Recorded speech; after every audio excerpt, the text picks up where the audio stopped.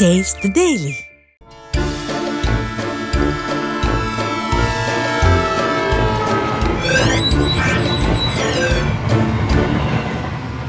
விக்கிரவாண்டி இடைத்தேர்தலில் காசை தண்ணியா இருக்கிற திமுக கும்பல் மற்ற ஊர்களில் ஜனகப்படுற கஷ்டத்தை பற்றி கொஞ்சமாச்சும் கவலைப்படுறாங்களா? ரேஷன் கடையில் பொருட்கள் கிடைக்க மாட்டேங்குது. இன்று போய் நாளை வான்னு போகவும் வரவுமா தான் இருக்கும். பொருள் வாங்கின பாடில்ல. ஆட்சிக்கு வரத்துக்கு முன்னாடி தேங்காய் எண்ணெய், கருப்பட்டி, கொப்பரை தேங்காய்னு என்னென்ன ஆசை காட்டினாங்க. நல்ல ஆசையை காட்டி ஓட்டை வாங்கிட்டு மோசம் பண்ணிட்டாங்க. பாமாயில் கூட கொடுக்க முடியாத அரசாங்கம் மாடல் ஆட்சின்னு மாறுதட்டுது.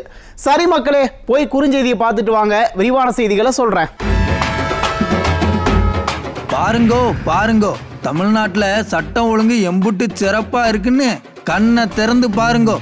ஈரோடு பக்கம் 10 ஏக்கர் நிலத்தை ஆட்டைய போட 150 ரவுடிகள் வந்து நிலத்தோட ஓனரை நல்லா உழுதுட்டு ஓடுற காட்சிகள் தான் இது.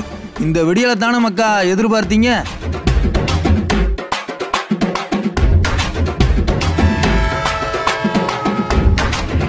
விக்கிரவாண்டியில அறிவாலயம் குரூப் ஜவுளி வியாபாரத்தை ஆரம்பிச்சிருக்காங்கப்பா.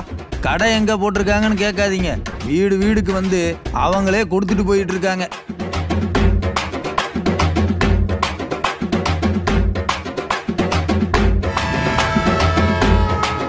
கள்ளக்குறிச்சியில கள்ளச்சாராயம் குடிச்சு இறந்தவங்களுக்கு எந்த அடிப்படையில 10 லட்சம் கொடுத்தீங்கன்னு திமுக கவர்மெண்ட் கிட்ட நீதிமன்றம் கேள்வி கேட்டிருக்கியா.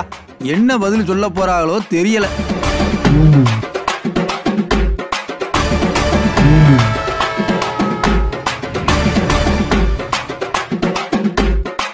திருத்தணி திமுக எம்எல்ஏ விக்கிரவாண்டியில சாதியை சொல்லி ஓட்டு கேட்ட காட்சிகள் வைரலாயிருக்கு. ஐயா ஸ்டாலின் திட்டம் போட்டு சாதி பார்த்து தான் அங்க ஓட்டு கேட்க அனுப்புனதாகவும் சொல்லியிருக்காரு.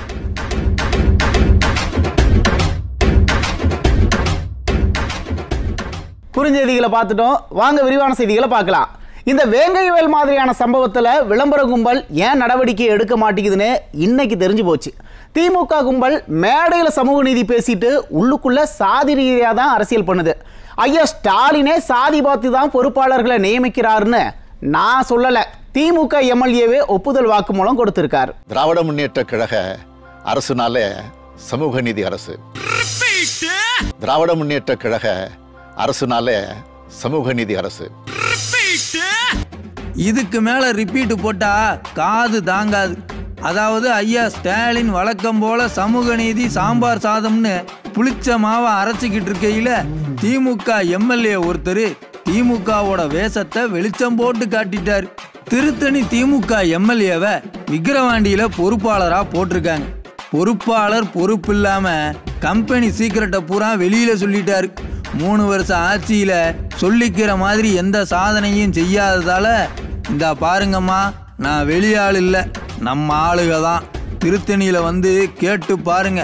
முதலமைச்சர் ஸ்டாலின் என்னை இங்க பொறுப்பாளரா போட்டதே, இங்க நம்ம ஜாதி ஜனமெல்லாம் இருக்கிறீங்க, இங்க நம்ம ஆளு ஒருத்தரை போட்டா தான் பேசி ஓட்டு வாங்க முடியும்னு போட்டிருக்காருன்னு எல்லாத்தையும் சொல்லிட்டாரு.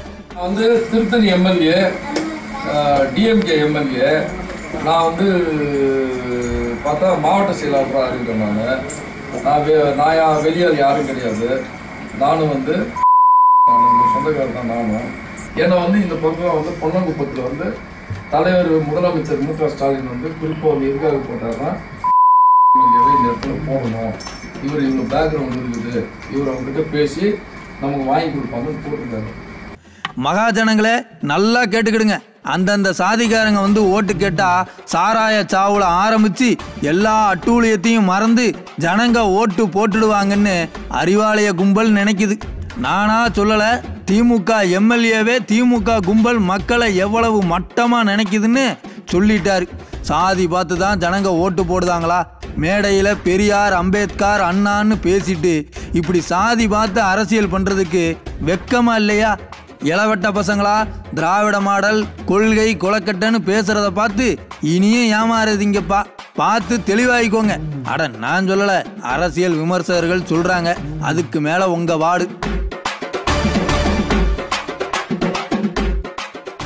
தொட்டு தொடரும் பாரம்பரியம், பட்டு சேலைகளின் வைபவம் உங்கள் விக்கிரவாண்டி மாநகரில் புதிய உதயம். பிரம்மாண்டமான அறிவாலயம் சில்க்ஸ் அப்படின்னு விளம்பரம் மட்டும்தான் பண்ணல. ஆனா விக்கிரவாண்டி முழுக்க திமுக கும்பல் ஜவுளி வியாபாரம் பண்ணிட்டு இருக்கு. ஓட்டு கேட்க சொன்னா என்னையா செஞ்சிட்டு இருக்கீங்க?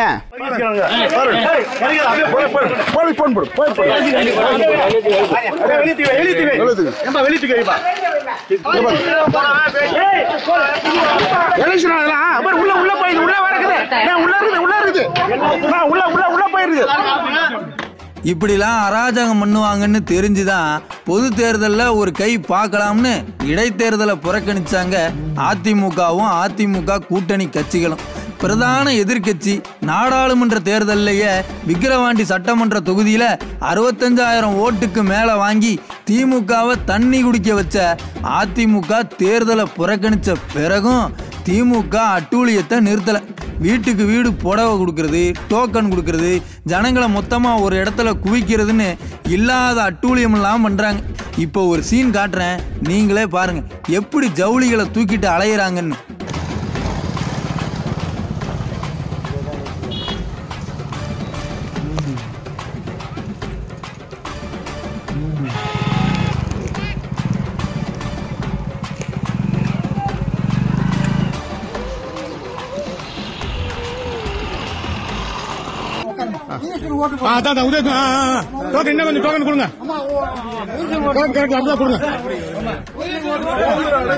இங்க பாருங்க, திமுக கட்சிக்காரங்க செய்யற அராஜக பாருங்க.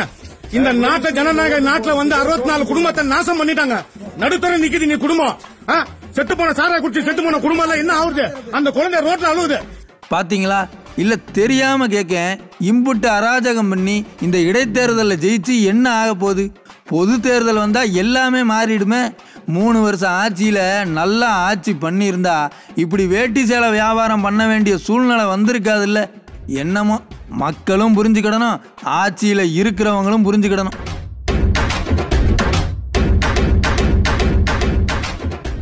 அண்ணா அண்ணாமலை பேசுறத கேட்கையில் அண்ணன் பாஜகவில் மேனேஜர் போஸ்ட்டை வாங்கிட்டு அறிவாலய ஓனருக்கு வேலை பார்க்குறாரோன்னு நாம கேட்கல. பாவம் இந்த பஜனை கோஷ்டியை நம்பி தேர்தலில் நிற்கிற பாமக தொண்டர்கள் கேட்குறாங்க.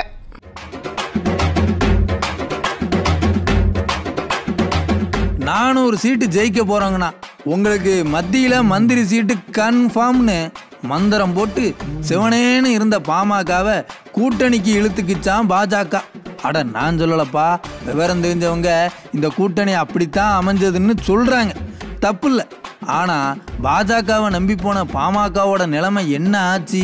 காலங்காலமாக பாமக போட்டி போட்டுக்கிட்டு இருந்த தொகுதிகளில் பாஜக போட்டி போட்டு பாமகவோட ஓட்டை வாங்கி பாஜக லாபம் பார்த்துடுச்சு. ஆனால் பாமக 10 தொகுதியில் போட்டி போட்டு பல தொகுதிகளில் டெபாசிட்டை இழந்துட்டாங்க. பாமகவை நம்ப வச்சு ஏமாத்துச்சு பாஜக. சரி, அதை விடுங்க, அதெல்லாம் பழைய கதை. இப்போ விக்கிரவாண்டி இடைத்தேர்தலில் பாஜக கூட்டணி சார்பாக போட்டி போடுற பாஜகவை நம்பி பிரயோஜனம் இல்லைன்னு அதிமுக கிட்ட ஆதரவு எதிர்பார்த்துக்கிட்டு இருக்காங்க. அதிமுக அதை விரும்பலன்னாலும் கேட்குற கடமைக்கு பாமக கேட்டுக்கிட்டு இருக்கு. இந்த நிலைமையில் குறுக்க பூந்த அண்ணன் அண்ணாமலை வழக்கம் போல தேவையில்லாமல் அதிமுகவை இழுத்து வம்பு பண்ணுதார்.